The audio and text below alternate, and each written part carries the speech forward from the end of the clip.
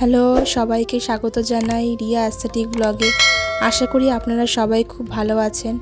প্রতিদিনের এই ব্যস্ত জীবনের মাঝে কিছু মুহূর্তকে একটু সুন্দর আর শান্তভাবে উপভোগ করতে আমার এই ছোট্ট ভিডিও।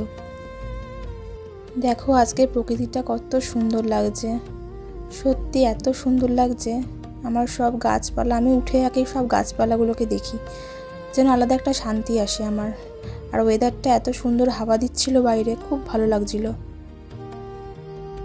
আজকের এই ভিডিওটা কিন্তু একটু স্পেশাল, কারণ আজ আমি আপনাদের সাথে শেয়ার করতে চলেছি এমন এক গল্প যা আমাদের মনকে শান্ত করবে আর এক অদ্ভুত শক্তিতে ভরিয়ে দেবে। হ্যাঁ, আজ আমরা শুনবো মা শারদার এক গল্প। চলুন তাহলে আর দেরি না করে আজকে সুন্দর গল্পটা শুরু করি। কাজের ফাঁকে ফাঁকে আপনারা একটু আমার ভিডিও দেখতে দেখতে গল্পটা একটু শুনে নিন। জানি অনেকেই হয়তো জানেন এই গল্পটা, তাও অনেকে হয়তো জানে না, একটু বলি। যখন রান্নাঘর গোছাতে এলাম, তখন আমার শ্রী শ্রী রামকৃষ্ণদেব এবং মা শারদার জীবনে একটা ভীষণ সুন্দর ঘটনার কথা মনে পড়ছিল। তো ভাবলাম আপনাদের সাথে একটু শেয়ার করি।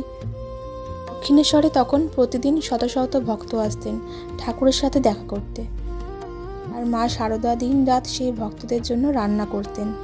হাঁটতে হাঁটতে মায়ের হাত ব্যথা হয়ে যেত, কিন্তু মায়ের মুখে কখনো ক্লান্তির ছাপ থাকতো না। একদিন মা শারদা রান্নাঘরে বসে রুটি বেলছিলেন। প্রচণ্ড গরম, চারদিকে ধোয়া। মা এক মনে ঠাকুরের জন্য আর ভক্তদের জন্য এক মনে রান্না করছিলেন। এমন সময় শ্রী রামকৃষ্ণদেব হঠাৎ মা শারদার ঘরে এলেন। এসে মায়ের সেই খাটুনি দেখে ঠাকুর মুচকি হেসে বললেন, গো, তুমি তো কেবল এই হাঁড়ি কড়াই আর রান্না নিয়েই মেতে রইলে, ঈশ্বর লাভ করবে কবে? দক্ষিণেশ্বরের মা ভবতারিণীর ডাক কবে শুনবে? মা শারদা তখন রুটি বেলতে বেলতে ঠাকুরের দিকে তাকালেন।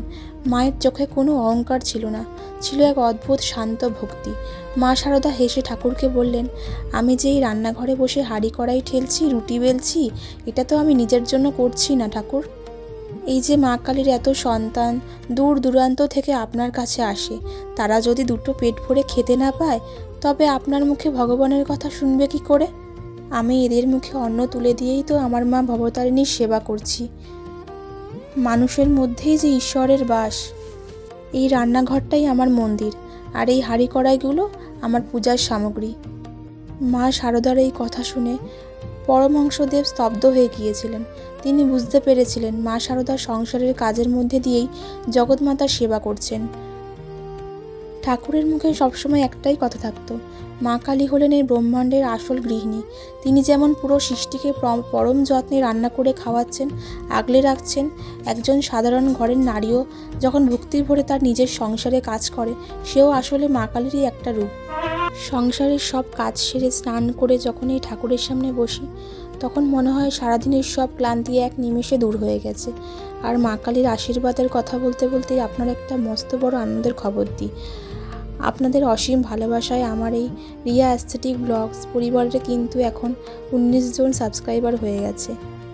জানি এটা অনেক কম, কিন্তু আমি তো নতুন ভিডিও শুরু করেছি, আমার সত্যি খুব আনন্দ হচ্ছে। মানুষ তো অল্প থেকেই দাঁড়ায় না। ঠাকুর রামকৃষ্ণদেব বলতেন, মানুষের অন্তরের ভালোবাসা আর বিশ্বাসই হলো আসল ভগবানের রূপ। আপনারা যারা আমার ভিডিও দেখছেন, সাবস্ক্রাইব করছেন, আপনারা কিন্তু আমার এই নতুন জীবনের একজন পরম বন্ধু। তাই আজ মা কালীর চরণে প্রণাম জানিয়ে আমার এই নতুন বন্ধুদের কাছে অনুরোধ করছি, আজকের এই সুন্দর গল্পটি যদি আপনাদের মনের কোনো এক কোণা ছুঁয়ে গিয়ে থাকে, তবে চ্যানেলটি একটু সাবস্ক্রাইব করে আমার পাশে থাকবেন। আমার এই ছোট্ট পরিবারটিকে আরও বড় করে তুলতে সাহায্য করুন। আপনাদের একটি সাবস্ক্রাইব আমাকে প্রতিদিন নতুন করে বাঁচার আর এগিয়ে যাওয়ার সাহস দেয়। বন্ধুরা, আমি কিন্তু ভালো করে কথা বলতে পারি না, আমি ভয়েস দিতে গিয়ে অনেকবার ভুলভাল বলে ফেলি, মানে এক কথা দুবার বেরিয়ে যাচ্ছে আমার, তো আমার একটু ভয়ে ভয়ে লাগে এর জন্য। কিন্তু মন থেকে যেগুলো আসে আমি সেগুলো আপনাদের কাছে শেয়ার করি। আমাদের সনাতন ধর্মে কিন্তু আরেকটিও খুব সুন্দর গল্প আছে, শিব আর পার্বতীর খুব সুন্দর একটি গল্প আছে, সেটা সবাই জানে প্রায়।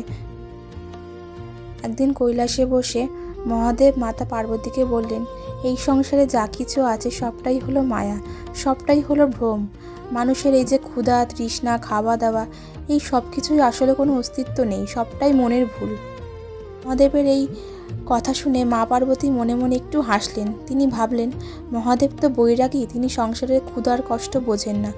তাই জগৎমাতা পার্বতী নিজেকে পৃথিবী থেকে সম্পূর্ণ আড়াল করে নিলেন। মা পার্বতী চলে যাওয়ার সাথে সাথেই পুরো পৃথিবী জুড়ে এক মস্ত বড় হাহাকার পড়ে গেল। মাঠের পর মাঠ, ফসল শুকিয়ে গেল, গাছের ফল পচে গেল, কোনো রান্নাঘরে একদানা অন্ন রইল না। মানুষ থেকে শুরু করে পশু পক্ষী, এমনকি স্বর্গের দেবতারাও ক্ষুধার জ্বালায় ছটফট করতে লাগলেন। তখন স্বয়ং মহাদেবও ক্ষুধায় তীব্র কষ্ট অনুভব করলেন। তিনি বুঝলেন, শরীর থাকলে ক্ষুধার অন্ন জোগানোটাও এক পরম ধর্ম। জগতের এই কষ্ট দেখে মা পার্বতী আর স্থির থাকতে পারলেন না। তিনি কাশীতে এসে মাতা অন্নপূর্ণা রূপ ধারণ করলেন এবং নিজে সোনার হাঁড়ি খুন্তি নিয়ে ক্ষুধার্ত মানুষদের মুখে অন্ন তুলে দিতে লাগলেন। মহাদেব যখন কাশীতে এসে মাতা অন্নপূর্ণার সামনে ভিক্ষাপাত্র হাতে দাঁড়ালেন, মা তখন পরম স্নেহে মহাদেবকে অন্ন দান করলেন। মহাদেব সেদিন স্বীকার করেছিলেন, সংসার মায়া হতে পারে, কিন্তু সেই সংসারের জীবনের ক্ষুধা মেটানোর জন্য যে অন্নপূর্ণারূপী মায়েরা রান্নাঘরে দিনরাত খাটছেন, তাদের কাজ কোনো মায়া নয়, ওটাই হলো পরম ধর্ম। আজ আমরা যারা ঘরের গৃহবধূ, আমরাও যখন প্রতিদিন সকালে রান্নাঘরে যাই, তখন আমরাও কিন্তু অজান্তেই আমাদের পরিবারের অন্নপূর্ণা হয়ে উঠি। সত্যি বলতে বন্ধুরা, আমার এই ইউটিউব চ্যানেলটা খোলার পেছনে একটা মস্ত বড় স্বপ্ন আর একটা মস্ত বড় কারণ লুকিয়ে আছে। দিনরাত পরিশ্রম করে আমার বর যেভাবে আমাদের এই ছোট্ট সংসারটাকে আগলে রাখছেন, আমি চাই আমার এই কাজের মাধ্যমে বরের পাশে একটু দাঁড়াতে। কিন্তু আপনাদের সাপোর্ট ছাড়া সেটা কোনোদিনই সম্পূর্ণ হবে না। প্লিজ আপনারা একটু আমার পাশে থাকুন, আমার চ্যানেলটা একটু সাবস্ক্রাইব করে দেবেন প্লিজ। তোমাদের সাথে গল্প করতে করতে এদিকে আমার রান্না প্রায় কমপ্লিট হয়েই গেছে প্রায় বলতে। আজকে সোয়াবিনের তরকারি করেছিলাম আলু দিয়ে, তো আর ভাত হয়ে গেছে, আগেই দেখিয়েছি, ভাত তো হয়ে গেছে। তো আর পাঁপড় ভাজবো, তো এই একটু পরেই ভাজবো। এই যে পাঁপড় ভাজা হবে এখন। তোমরা আবার এই কড়াই দেখে কমেন্ট করো না, ঠিক আছে? এটা কিন্তু লোহার কড়াই, হ্যাঁ, এর জন্য এরকম কালো। কেউ ভাববে আমি কড়াই মাজি না, এরকম না, এটা লোহার কড়াই, এর জন্য। কিন্তু এতে না ভাজা টাজা খুব সুন্দর হয়। কোনো ভাজা, আমি তো এর মধ্যেই সব ভাজা করি, আলু ভাজা যাই করি এর মধ্যেই করি, লুচিও আমি এর মধ্যেই ভাজি।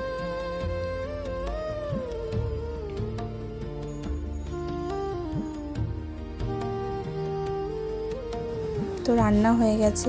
এই যে বন্ধুরা, এখন আমাদের বাড়িতে এই ব্যাগ হচ্ছে, তো এগুলো পাউচ ব্যাগ, মহাকালের ব্যাগ। তো এখন তো শ্রাবণ মাস, তো সবাই এখন তারকেশ্বরে যাবে, তো এই ব্যাগগুলো খুব দরকার তাদের, ফোন সব রাখার জন্য, টাকা পয়সা। তো তোমরা যদি কেউ এই ব্যাগ নিতে চাও, অবশ্যই নিচে কমেন্ট করো। আমরা কিন্তু পুরো পাইকারি রেটে এই মাল ছাড়ি, ঠিক আছে? যারা নিতে চাও বা যারা এখান দিয়ে সেল করতে চাও, তারা করতে পারো। এই যে আমার বর এই ব্যাগ বানাচ্ছে বসে বসে, তো ও বানাচ্ছে, বাইরে কারিগরও করছে কিছু।